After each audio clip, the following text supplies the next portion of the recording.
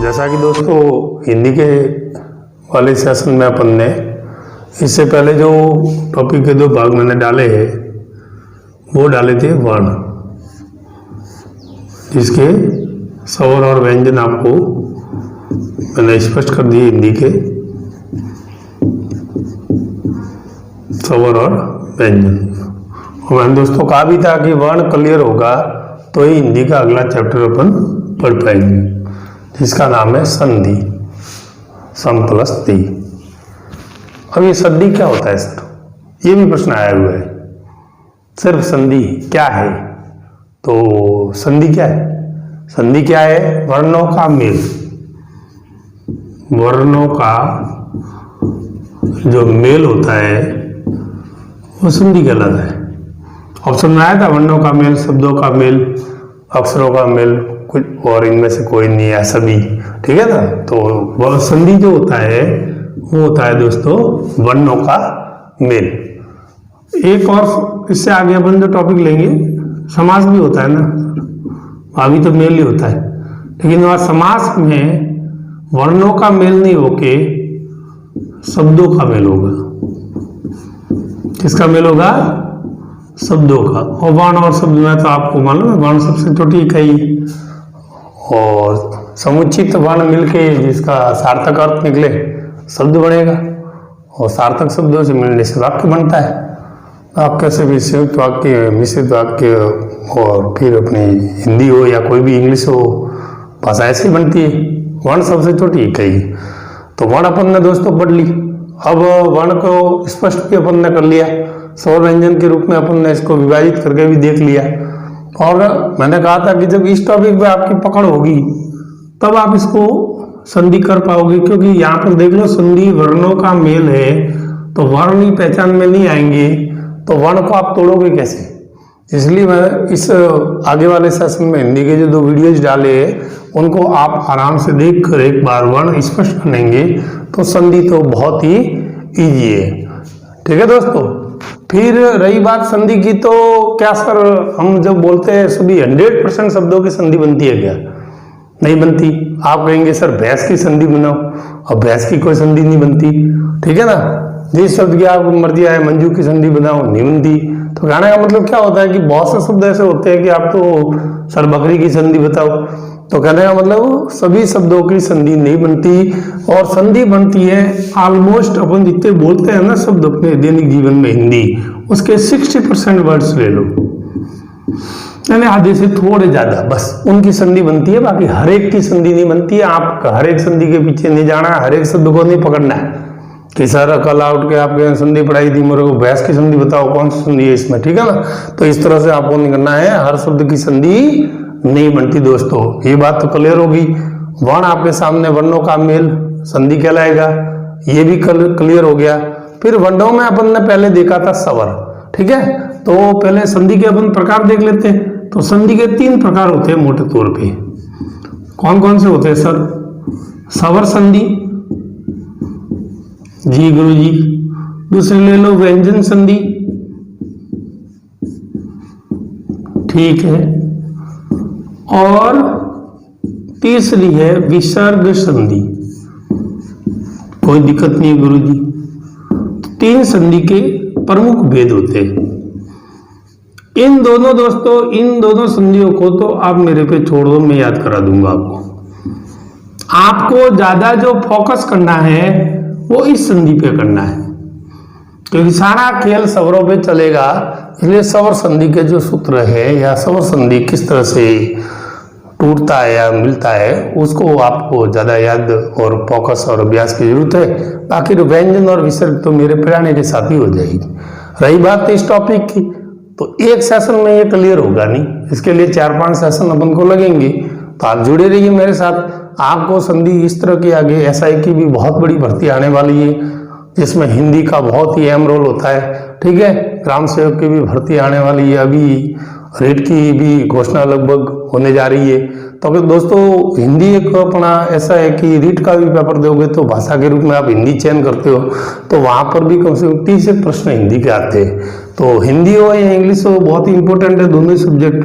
तो हिंदी में अपन दोस्तों आज जो लेंगे वो स्वर संधि लेंगे। ठीक है, कौन संधि?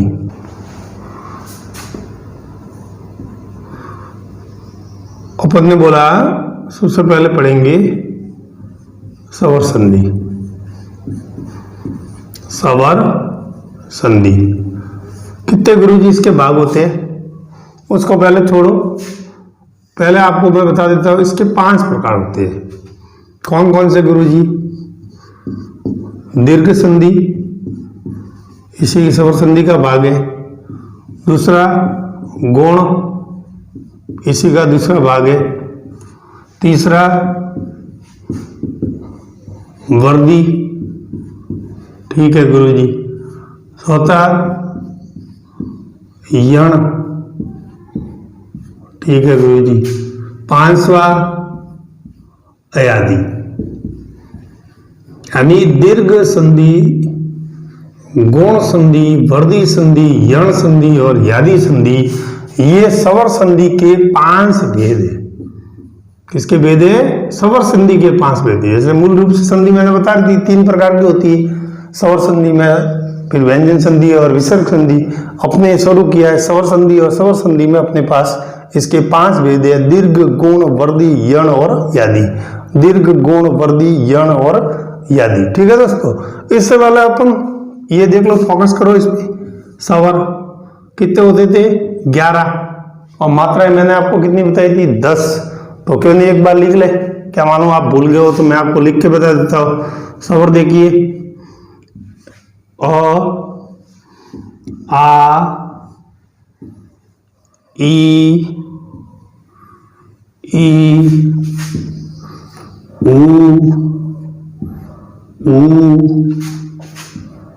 ए, आई, ओ, आओ। ये 11 स्वर है। क्लियर? कोई दिक्कत नहीं है यहां तक। एक एक प्रकार लेंगे तो अपन यहां पर मैं बांट देता हूं आपको। जैसे दीर्घ है, एक चार्ट के रूप में आपको मैं सूत्र बता देता हूं इन सबके। जैसे दीर्घ है ये, या फिर ले लेते हैं अपन, इसमें ले लेंगे गुण। ठीक है, एक साथ ही बताऊंगा 500 भेद, फिर एक एक को।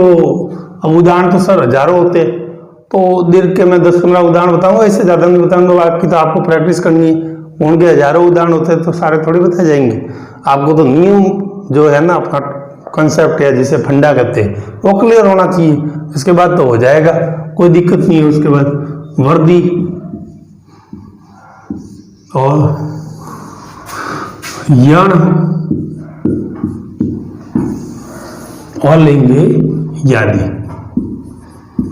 एक बार ये चार्ट आपके दिमाग में बैठ गया तो उसके बाद में अपनी बल्ले बल्ले, यानी हिंदी में आपकी संधि गलत हो ही नहीं सकती, ये मेरा दावा है। लेकिन सवर ही नहीं आते हैं, वर्ण ही भूल गए तो फिर अपनी हिंदी पढ़ना ही व्यर्थ है। अब हम दीर्घ देखेंगे। दीर्घ का मतलब क्या होता है? बड़ा। तो सबसे पहले आपको उठाने हैं ये वाले स्वर, ठीक है ना। शुरुआत में क्या है सर, इसके नियम देख लो आप। ए आ उठाओ, ए आ, ठीक है। प्लस में क्या करना है, छोड़ो आप, वही बता देंगे। फिर आप नेक्स्ट में उठाओ आप अगला ई, प्लस में क्या लेना है अभी ले लेंगे। तीसरा आपको ऊ, प्लस में क्या लेना है अभी छोड़ दो। और चौथे में आप ले लो री, और प्लस में क्या लेना है छोड़ दो। कहने का मतलब दीर्घ संधि के जो अपन नियम पढ़ रहे हैं, सूत्र पढ़ रहे हैं, उसके 4 नियम है। उन 4 नियमों को मैंने इस तरह से लिख दिया। प्लस में आप क्या जोड़ना है वो भी आपको मैं बताऊंगा, ठीक है। उसके बाद में आप प्लस में देख लो। प्लस में आपको अ आ लिया है तो यहां पर भी आपको अ आ ही लेना है। बहुत बढ़िया गुरुजी। यहां पर भी आपको ई ही लेना है, ठीक है गुरुजी। यहाँ पर भी आपको ऊ ही लेना है, ठीक है गुरुजी। यहाँ पर भी आपको ऋषि लेना है या री लेना है। ठीक है गुरु जी, ठीक है ना। तो अब इनसे निर्मित क्या बनेगा? दीर्घ। दीर्घ का मतलब ये बड़ा, तो ए और आ में से आप देख लो बड़ा कौन सा है? आ, तो आ जाएगा स्वाभाविक रूप से इनका उत्तर। भले ही अ मिलके आ जाए तो भी आ बनेगा, आ होगा तो भी आ बनेगा, दोनों अ मिलेंगे तो भी आ होगा। ठीक है। ई, तो यहाँ पे बड़ी ई लिख दो। ठीक है गुरु जी। ऊ बड़ा लिख दो आप। और री तो मैंने बताई थी वर्ण पढ़ाते समय कि इस तरह की ऋषि बनती है। और ये अपने हिंदी में संधि नहीं है, ये संस्कृत में होती है। फिर भी आपको बता दी मैंने, री प्लस री में भी दीर्घ में बड़ा री बनता है।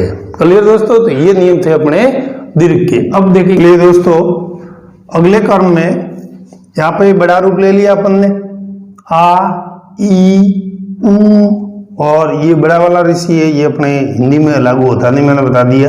ये संस्कृत में होता है, तो ये अपने कोष्टक में बंद कर दिया।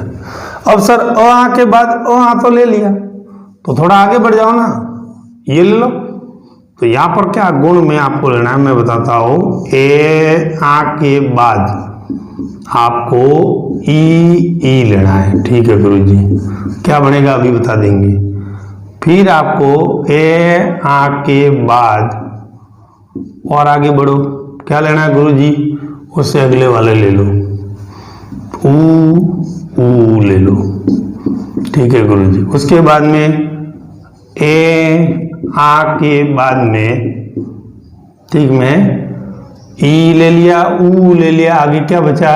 सॉरी, यहाँ पर मैं एक सवाल लिखना भूल गए थे, ऋषि वाला। ये ऋषि ले लो, तो ये ले लिया ऋषि।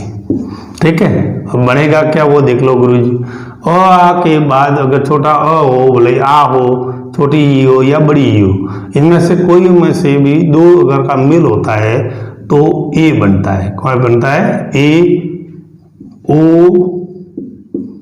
और ये बनेगा अर। ए, ओ और अर। गुण में भी कोई दिक्कत नहीं है, गुण वाले में यानी अ में आ, तो क्योंकि यहाँ के नहीं लिया, क्योंकि गुरु जी यहाँ आ गया, तो इससे आगे बढ़ना है। आगे बढ़ेंगे तो अपन ई से शुरू करेंगे, तो ए, ओ, अर, ये हो गई अपनी गुण संधि। चलिए बाद में आपको तीसरे में वर्दी, तो वर्दी में ए आ तो आपको रखना ही है, और एक है ए आ, यानी दो ही नियम है इसके। ठीक है। प्लस में क्या लेना मैं बता दूं। ई ले लिया सर, ऊ ले लिया, ऋषि ले लिया, सब आगे आके बात। तो अब आगे चलो, आगे चलेंगे तो अपने पास रहता है ये वाला। ठीक है। तो वहाँ के बाद अगर ए या ए आए और अ के बाद फिर आगे चलो, तो ये दो रह जाते हैं, ओ या फिर औ। नामी वर्दी है, वर्दी का मतलब बढ़ना, तो इसका उत्तर हो जाएगा आई, और इसका उत्तर हो जाएगा औ, यानी बड़ा वाला ओ, दो मात्रा लगती है ना, वो वाला। नेक्स्ट टर्म में दोस्तों देखते हैं अपन ए आ तो अपन ने ले लिया। ठीक है सर। और इसके दीर्घ, गुण और वर्दी तीन सूत्र अपने सामने। आगे इसके दो नियम हो गए, इसके तीन हो गए, इसके भी तीन हो गए। ये वाला संस्कृत में लागू होता है, इसलिए अपन को नहीं पढ़ना है। अब यण में क्या करोगे सर? और यण में अब अ तो बोलेंगे तो पुनरावृत्ति हो जाएगी, तो अ को छोड़ो, अब अ से थोड़ा आगे बढ़ो। अब इससे शुरू करो, ई, ठीक है, ऊ और ऋषि। ठीक है। यहां पर यदि मैं ले लो ए, आई, ओ और औ, क्या बता रहे हो? तो ठीक है, आप देखते ही याद हो जाएगा। ई के बाद ले लो आप ए समान स्वर। समझ में नहीं आया गुरु जी की बोल दिया? ए समान स्वर का मतलब ई के बाद ई नहीं आना चाहिए, उसके अलावा 9 में से कोई भी स्वर आ सकता है। आई बात समझ में? ऊ के बाद में भी ए समान स्वर ले लो, मतलब ये ऊ वापिस नहीं आना चाहिए, उसके अलावा 9 जो बाकी बच्चे स्वर वो आ सकते हैं। ऋषि में भी ए समान स्वर, मतलब ऋषि पुनः नहीं आना चाहिए, उसके अलावा कुछ भी आ सकता है। समझ में आया? उसी तरह ए में भी ए समान स्वर, आई में भी ए समान स्वर, इसमें भी ए समान स्वर। थोड़ी सी दोस्तों प्रैक्टिस करेंगे तो आपको मुख जुबान याद हो जाएंगी ट्रिक, क्योंकि उदाहरण तो हजारों, और मैंने कहा हजारों उदाहरण करवा नहीं सकते, आपको खुद को ये गाइड रखनी है, उसमें से प्रैक्टिस करनी है। मैं आपको उसके नियमावली क्या है वो मैं बता रहा हूँ। ए समान स्वर का मतलब इसकी पुनरावृत्ति, यानी ई के बाद बाकी 9 स्वर आ सकते हैं, लेकिन ये तो नहीं आएगा। संधि का नाम क्या है सर? यण। ठीक है, तो यहां पर अपने जो बनता है वो बन जाएगा य, हलंत लगाना है, य रे और वे, य रे व। ठीक है ना? यण संधि में आपको हलंत लगाना है, य वे रो। दीर्घ वाला तो अलग था सिस्टम। ठीक है दोस्तों, थोड़ा सा मिस्टेक हो गया। असमान समय यहाँ पे आपको मैंने क्रम भी हिंदी में बताया था, य वे और रे आता है। ठीक है, तो ई के बाद कोई भी असमान स्वर आ जाए ये बन जाएगा, हलंत लगाकर। हलंत लगाना मतलब ये इसको, ये पूर्ण रूप से वर्ण नहीं है, आप इसको बोल नहीं सकते, मैंने पहले ही बताया था। जैसे क्या मैं हलंत लगाया बोल नहीं सकते, तो तुमने का लिखित रूप है ये, तो फिर स्वरों की सहायता से बोला जाएगा। ठीक है, ये वह बन जाएगा, ऊ के बाद कोई भी स्वर आएगा तो, और ये र बन जाएगा।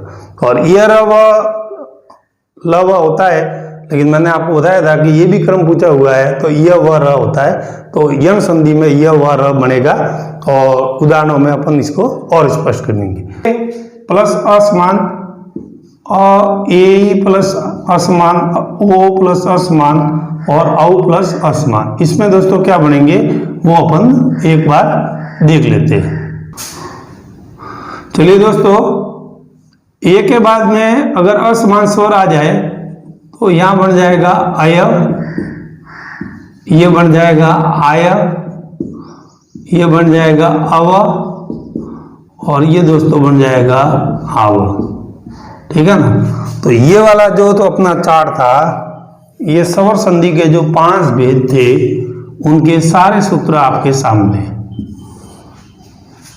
करना कुछ नहीं है, पहले दीर्घ में अपने अ आ लिया, उसके साथ में अ आई लिया, उसका दीर्घ यानी उसका बड़ा रूप क्या होता है आ। ई में भी ई लिया, समानी लिया। ठीक है ना? और ऊ में भी ऊ ही लिया, समानी लिया, और ई में भी री लिया और बड़ा रूप बना दिया। गुण में अपन ने कुछ नहीं किया, और आ के बाद आ तो लेंगे तो फिर दीर्घ में आ जाएगा, इसलिए थोड़ा आगे बढ़ जाओ, इसको ले लो तो ये आ जाएगा यहाँ पे गुण वाले में। फिर इससे आगे वाले ऊ और इसी, ये हो जाएंगे इसके नियम।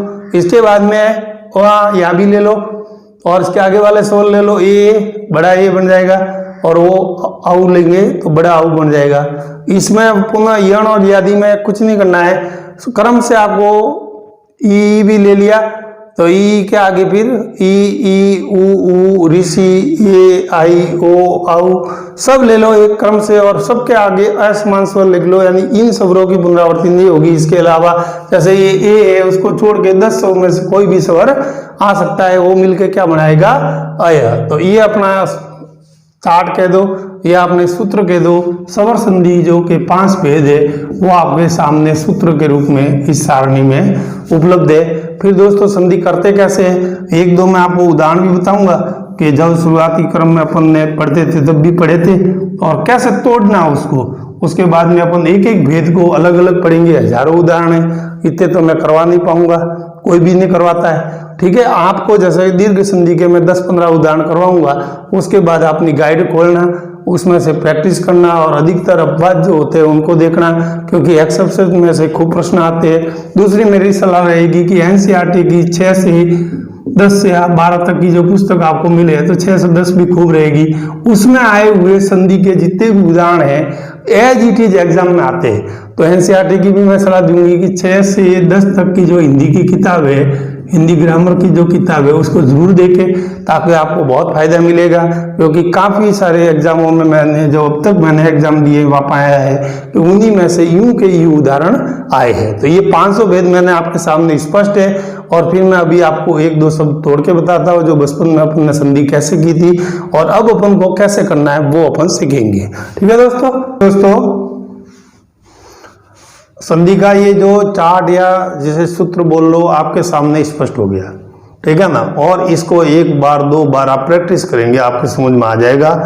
दीर्घ, गौण, वर्दी, यण और यादि सबके 3 इसके, 3 इसके, 2 इसके, 3 इसके, 4 उसके, ऐसे नियम है और इनको आप याद कर लेंगे। सब में अलग अलग है और वैसे भी विभेद हो रहा है, आपको कोई टेंशन नहीं है, एक जैसा कहीं भी नहीं आ रहा है, तो वैसे भी आपको संधि में कोई प्रॉब्लम नहीं आएगी। और दोस्तों मैं तो आज बताऊंगा सिर्फ इस सेशन में कि संधि करते कैसे है। जैसे बचपन से अपन एक शब्द जहां से गुरु जी ने अपन को पढ़ाना शुरू किया था वहां से ये शब्द बताते आ रहे हैं, अपन बार बार संधि को करते हैं। सबको आती है सर ये तो यो क्यों पढ़ा रहे, मैं तो आपको संधि करनी कैसी है वैसे बता रहा हूँ। संधि जहां से करेंगे वो 100% लगभग रूल्स लागू जो होता है वो बीच में से आपको शब्द को उठाना है। तो बीच में से मतलब बीच में कौन सा शब्द सर, बीच में तो ये है, बीच वाला शब्द ये है, तो ये इसके कौन सा शब्द है सर, यहां में कौन सा स्वर आ गया, आ। ठीक है, इससे अपन को ये एक तो मालूम पड़ जाएगा कि जो आपने बाहर स्वर निकाला है वो कौन सी संधि में बन रहा है। आपके सामने दोस्तों चार्ट है, आप खुद ही देख लो कि ये कौन सी संधि का उदाहरण है। मैं नहीं बताऊंगा, आप खुद ही बता दोगे। यादि का है क्या, है ही नहीं। यण का है क्या, हो ही नहीं सकता। वर्दी में आता ही नहीं, गुण में आता ही नहीं। यहां देखिए दोस्तों ये रहा, तो ये तो स्पष्ट हो गया क्योंकि वहां संधि कभी करवाएगा कभी संधि पूछेगा भी। ये डायरेक्ट विद्यालय में कौन सी संधि, तो कहने का मतलब अपने को ये तरीका आना चाहिए कि शब्द को तोड़ना कैसे। तो मैं तोड़ना आज आपको बताऊंगा, उससे अगले सेशन में फिर दीर्घ संधि, गुण संधि, वर्दी संधि एक एक को अपन उदाहरण सहित लेंगे। बाकी प्रैक्टिस तो मैंने बार बार आपको कहा है खुद को ही करनी पड़ेगी। ठीक है गुरु जी, आ बनता किससे है, तो आ बनता अपने सामने ये सूत्र है, ये तो या अ होगा, ठीक है, या फिर या भी आ होगा, या दोनों जगह आ होगा, जो भी है। ठीक है, उसके बाद में क्या बचता है वो देख लो। अब इसको निकाल लियो, जैसे बीच में से आ को निकाल लो तो इधर बचता है अपने पास विद्य, और वो भी हलंत वाला, क्योंकि आपने आ तो निकाल लिया और यहां से भी आ गया तो यहाँ आ बीच में ले लो। पीछे क्या बचा गुरु जी, ले बचा।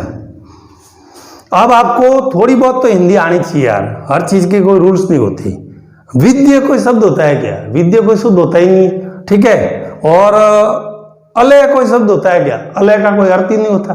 तो आपको थोड़ा तो कॉमन सेंस भी होना चाहिए कि आलय हो तो फिर अपन कह सकते हैं कि आलय का अर्थ घर होता है, ठीक है। और ये विद्या नहीं होके विद्या होगा, तो इसमें दोनों जगह आपको आ लगा के, दोनों जगह आ लगाने से भी क्या प्रॉब्लम है, अपने बनेगा तो आगे आई, तो इसका बन जाएगा अपने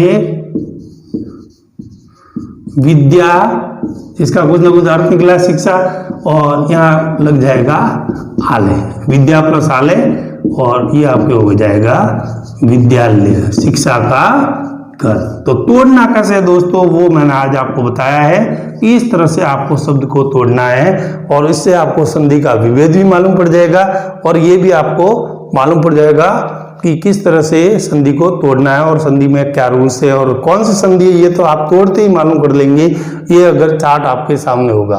तो स्वर संधि में थोड़ा सा अपन को टाइम लगेगा, उसके बाद में व्यंजन और विसर्ग की तो मैं गारंटी देता हूँ कि आपको एक बार देखने से ही याद हो जाएगी। तो दोस्तों आज के सेशन में मैंने संधि शुरू की थी और अब आप भी संधि को उठा के पढ़ना शुरू कर दीजिए, मेरे साथ जुड़े रहिए। संधि के अगले टॉपिक में मैं आपको सेशन में बताऊंगा कि इनके क्या क्या उदाहरण रहते हैं, कौन कौन से अपवाद आज तक पूछे गए, इंपॉर्टेंट्स जो उदाहरण जो एग्जाम्स में आए हुए हैं उन्हीं एग्जाम्स के उदाहरण अपन लेंगे ताकि आपकी भी अच्छी प्रैक्टिस हो जाएगी। उसके अलावा नॉर्मल शब्द आएंगे वो तो आप वैसे ही करेंगे, जैसे दिए नॉर्मल शब्द बताता हूँ। जैसे ये आपने सुन ही रखा है दीपावली, अब इसमें क्या बड़ी बात है, दीप प्लस अवली सबको मालूम है। अब कहाँ से तोड़ा सर, यहीं से तोड़ा है, या भी आई था, ठीक है, तो यहाँ से ये दीप हो गया और यहाँ से अवली, ठीक है। अवली यानी क्रम होता है, दीपों का क्रम, तो दीपों को क्रम से रखते हैं। कौन सा त्योहार आता है? दीपावली। तो दीप प्लस अवली किसकी संधि है? दीपावली। और ये किस पर नियम से लगा?